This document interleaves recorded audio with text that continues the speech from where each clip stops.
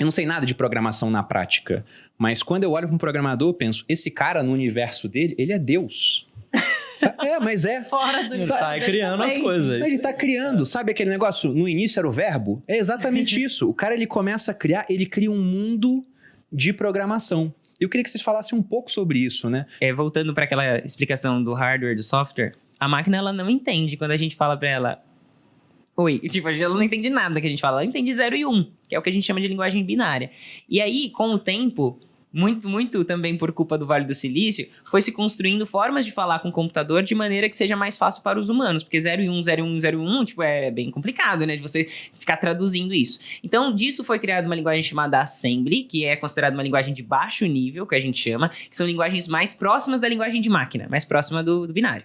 E aí a gente tem as linguagens de mais alto nível, que são linguagens que abstraem diversas coisas. Então, quanto mais baixo nível, mais instruções eu preciso dar para o computador, de alocação, desalocação de memória e tudo mais. Quanto mais alto nível, mais coisas ela faz pra gente. E aí a gente tem as palavras reservadas. Então, a gente escreve em geral em inglês nas linguagens de programação, como JavaScript, Java, Python. Então, a gente escreve palavras. Então, uma linguagem de programação é quase que um idioma, praticamente, com a sua própria gramática, com as suas próprias palavras, com o seu próprio vocabulário.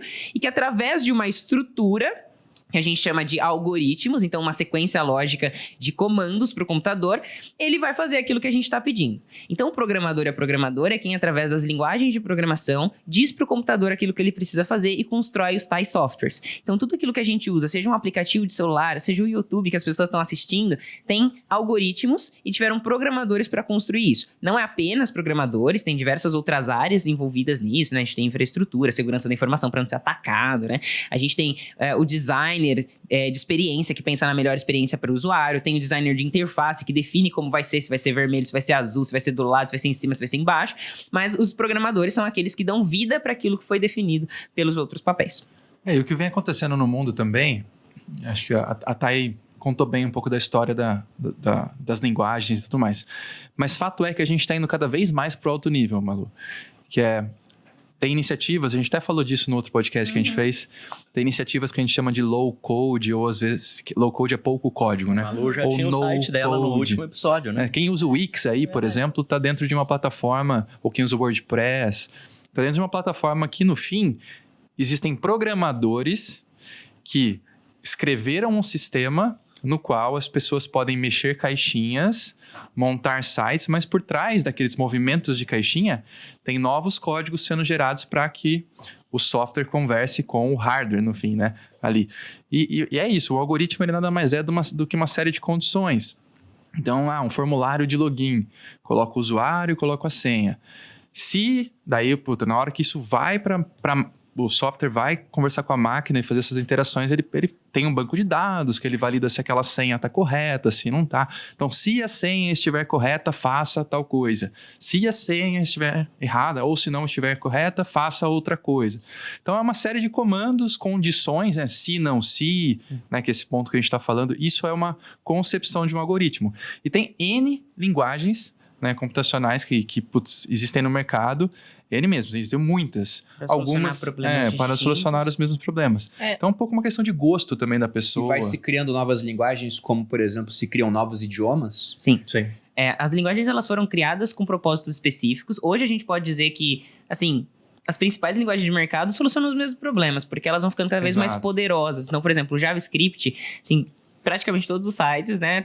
O básico de todos os sites é HTML, CSS e JavaScript. Uma linguagem de marcação, uma linguagem de estilo e a linguagem de programação que dá o comportamento para a sua tela, né? Quando você clicar no botão, dele realmente fazer alguma coisa e não ser só um botão que você, enfim, que não faz nada.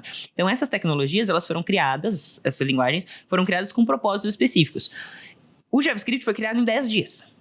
Em 10 dias, assim, a linguagem não era lá muito legal, tanto que a gente até zoava o JavaScript há um tempo atrás, mas a linguagem foi evoluindo e principalmente porque a gente, dentro do universo de tecnologia, de programação principalmente, a gente tem um senso de comunidade muito grande e a gente tem aquilo que a gente chama de open source, que são códigos abertos. Então, diversos softwares que a gente utiliza, esse código, esse algoritmo, ele está aberto, disponível. Sim. Linguagens são criadas, às vezes, por várias pessoas ao redor do mundo, que às vezes nunca nem se conheceram. Né? Então, várias tecnologias. A gente usa aqui uma tecnologia chamada Vue.js, que é um framework. Enfim, não precisam saber o que é isso. Mas o ponto é, a gente usa uma tecnologia que foi construída open source por diversas pessoas ao redor do mundo, começando com um chinês, o Ivan Yu, e com pessoas de vários lugares, para fazer com que essa tecnologia ficasse cada vez melhor. Então, estou usando aqui no Grupo Primo. Cara, mas eu tô com um problema que eu não consigo solucionar. Eu posso ir direto no código, entender por que tá funcionando daquele jeito, e eu posso contribuir para aquela tecnologia, para que ela faça aquilo que a gente tá demandando aqui dentro. Tipo uma Wikipédia. Tipo uma Wikipédia.